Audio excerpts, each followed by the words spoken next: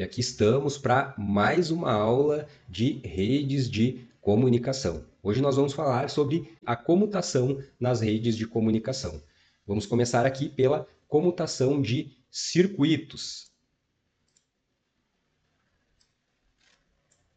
A definição, então, de comutação de circuitos é que existe um caminho dedicado estabelecido antes da comunicação. Ela é uma comunicação caracterizada como sendo fim a fim. Então, antes da comunicação, se estabelece um caminho, se estabelece uma conexão dedicada para que a comunicação ela aconteça. Então, as características aqui da comutação de circuitos é que ela ocorre em 3 etapas. Primeiro, se há o estabelecimento da comunicação, em seguida, se trocam os dados e, após isso, há a desconexão, então, dessa conexão que foi feita.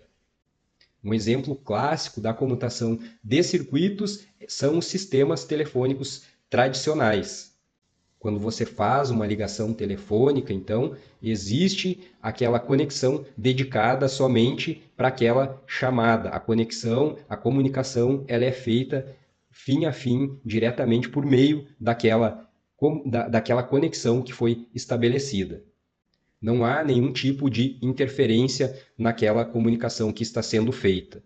A vantagem da comutação de circuitos é que existe aqui uma baixa latência. Então, não há aquele famoso delay, como a gente vai ver na comutação de pacotes, né? Pode existir aí essa latência um pouquinho maior. Um pacote pode demorar mais para chegar do que outro e isso acaba causando aí uma lentidão no recebimento dos dados, tá bem? Porém, como a comutação de circuitos ela estabelece uma conexão dedicada, o recurso ele pode ficar ocioso por muito tempo. Imagine só se eu faço uma ligação para você que está aí do outro lado, você atende e eu falo um pouco com você, mas em determinado momento eu sinto a necessidade de ir ao banheiro, né? Então eu vou ao banheiro e nesse tempo todo aquela nossa comunicação, né, ela fica acontecendo, né, só que o recurso ele fica ocioso porque ninguém está estabelecendo, ninguém está enviando dado de um lado para o outro. E a gente vai ver na comutação de pacotes que essa conexão ela é melhor aproveitada porque os pacotes eles são quebrados, digamos assim, em várias partes e eles podem seguir diferentes caminhos. Aqui não, na comutação de circuitos, né, esse recurso ele pode ficar ocioso porque naquela conexão que foi feita, em determinado momento pode não estar havendo aí a transmissão de sinais, tá certo? Vamos passar aqui então para comutação de pacotes. Esse é o principal tipo de comutação utilizado nas redes de computadores. A definição, então, é que os dados eles são divididos em pacotes e esses pacotes eles podem trafegar por rotas dinâmicas, por rotas diferentes. Eles não precisam seguir o mesmo caminho nem chegar ao mesmo tempo no seu destino, tá bem? As características principais, então, são essas. Os pacotes, eles são independentes. Uma mensagem, ela pode ser quebrada em vários pacotes e o roteamento desses pacotes, ele se torna flexível. Então, ele pode seguir diferentes caminhos e nesses diferentes caminhos, um pacotinho pode chegar antes do outro, só que lá no final eles são remontados, todos esses pacotes, e a mensagem original ela é refeita, tá certo? Então, como eu comentei, né, muito utilizada a comutação de pacotes na internet por meio da arquitetura TCP/IP. As vantagens e desvantagens. Vantagem é a eficiência e a tolerância a falhas. Por quê? Porque se no caminho algum dos nós que está transportando, ou que está transmitindo, ou que está repassando para frente esse pequeno pacote, se ele falhar, né, esse pacotinho, ele pode seguir um outro caminho e chegar lá no seu destino da mesma forma. Com isso, a rede ela se torna mais eficiente, a comunicação ela se torna mais rápida, os recursos são mais bem aproveitados, tá certo? E a desvantagem aqui é que existe uma latência que pode ser variável. Então, pode existir um delay maior, um delay menor no envio e recebimento desses pacotes.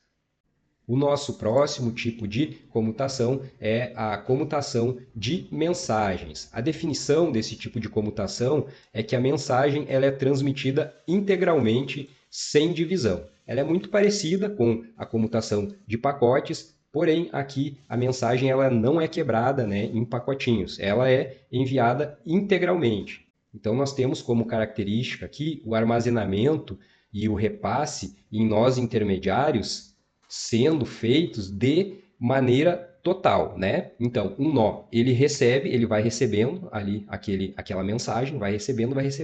Quando terminar de receber toda a mensagem, aí sim vai repassar para outro nó. Antes disso, não se repassa a mensagem, tá bem? Essa é a característica aqui desse tipo de comutação. A grande vantagem aqui é a integridade da mensagem. Na comutação de pacotes, por exemplo, né, a mensagem ela pode ser remontada lá no final de forma não totalmente íntegra. Vou colocar um exemplo aqui para vocês, as transmissões de streaming, o Netflix, por exemplo. Tá? Quando você está recebendo ali o sinal, né, está vendo um filme ali, em alguns momentos você vai perceber que a imagem ela pode dar uma travada porque a sua conexão ela está um pouco mais lenta ou algo desse tipo. Ali está sendo feita uma comutação de pacotes. Então, lá no final, às vezes não importa muito se você perdeu um pedacinho daquela mensagem ali, não vai interferir muito no todo, no total. E aqui, na comutação de mensagem, então, existe essa integridade da mensagem. Por quê? Porque ela é enviada total, toda ela, íntegra na sua totalidade, ou ela não é enviada. Como eu falei para vocês, cada nó, quando recebe essa mensagem, ela tem que receber totalmente para depois repassar. Porém, isso causa uma grande desvantagem, que é o armazenamento em cada nó. Então, a comunicação ela se torna mais lenta em função disso, porque né, o nó ali, o host, ele tem que receber toda aquela mensagem ali primeiro para depois poder repassar para frente. Muito bem, finalizamos então a nossa parte teórica e eu trouxe aqui uma tabela comparativa para finalizar dos tipos de comutação, tá bem? Então aqui nós temos a comutação de circuitos que exige um caminho, uma conexão dedicada, tem uma eficiência um pouco mais baixa e o exemplo clássico aqui é o exemplo da telefonia fixa, né, que exige aí uma conexão dedicada para se fazer nessa transmissão aí de sinais. Na comutação de pacotes, então, não existe esse caminho dedicado. Os pacotinhos eles podem seguir por diferentes rotas, por diferentes caminhos. A eficiência é maior, né? A eficiência alta, no caso, e ela é utilizada aí na internet, né? Na arquitetura TCP/IP. Já a comutação de mensagens, ela também não exige um caminho dedicado, ela é semelhante à comutação de pacotes. A sua eficiência é de média para baixa, porque ela tem que armazenar toda a mensagem para depois repassar, e tem como exemplo aí sistemas legados, sistemas mais antigos, como por exemplo, sistemas de e-mails antigos, tá certo? Vamos passar aqui então para as questões para finalizar essa aula. Questão 1, ela diz o seguinte: é correto afirmar que na comutação de pacotes que há a necessidade do estabelecimento de um caminho fim a fim antes que qualquer dado possa ser transmitido.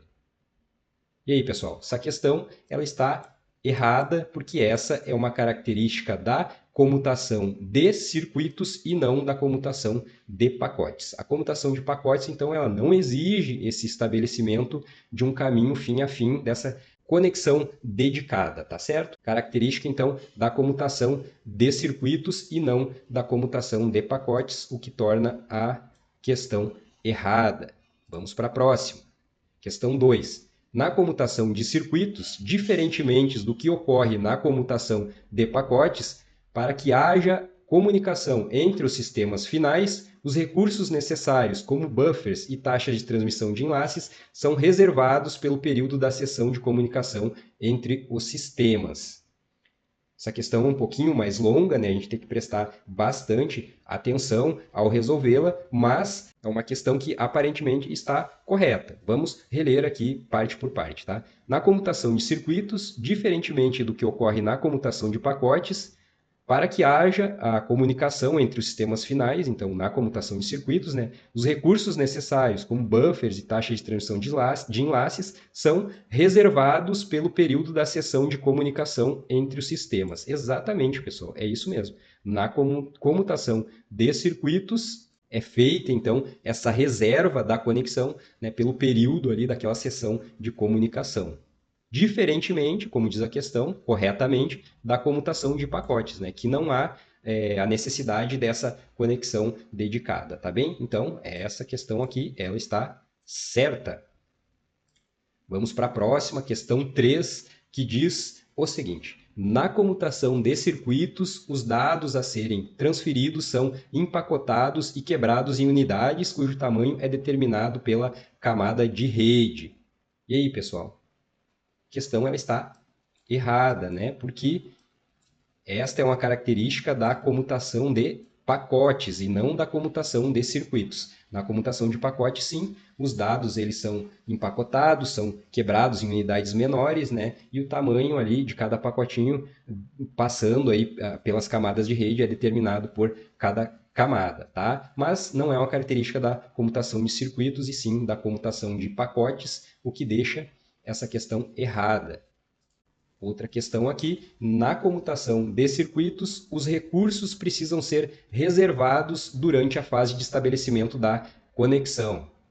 Até essa primeira parte aqui está correta, tá? Comutação de circuitos é realmente isso, os recursos eles precisam ser reservados, né, durante aquela comunicação que é feita, tá? Todavia, os recursos não precisam permanecer dedicados por toda a duração da transferência de dados. E aqui está errado, né, pessoal? Porque na comutação de circuitos, os recursos eles precisam ficar, sim, à disposição por toda a duração daquela transferência, né? Por todo aquele tempo que foi estabelecido para a conexão, ele precisa permanecer ali funcionando, precisa estar ali dedicado àquela conexão. Então, isso tornou a nossa questão de número 4 errada. E aqui nós finalizamos mais essa aula do nosso curso Infopol 360 graus, curso de informática para o concurso da Polícia Federal. Eu espero que vocês tenham gostado das aulas desse módulo. Não deixem de ler os PDFs, tá bem?